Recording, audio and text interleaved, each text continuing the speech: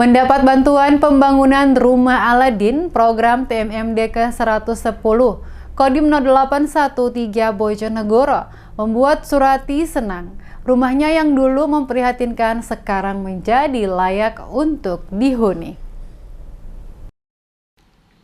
Salah satu program TMMD ke-110 Kodim 0813 Bojonegoro adalah pembangunan Rumah Aladin, memperbaiki rumah yang memprihatinkan menjadi rumah layak untuk dihuni. Mendapat bantuan Aladin membuat Surati, warga desa Ngerancang RT 06 RW 01 senang. Rumahnya kini menjadi bagus dan layak dihuni setelah dibangun anggota Satgas dan warga setempat. Pripun Bu raose rumah pun saya ngeten iki Bu. Senang Bu Mbak. Senang sekali dibantu sama Bapak TNI.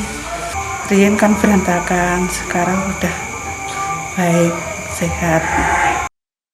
Surati menyampaikan terima kasihnya kepada anggota Satgas yang selama di desanya telah banyak membantu dirinya dan warga setempat. Diakui Surati, selama anggota Satgas bertugas di desanya bersikap baik, ramah dan sopan. Surati berharap saat kembali ke kesatuan mereka, anggota Satgas sampai dengan selamat dan selalu diberi kesehatan.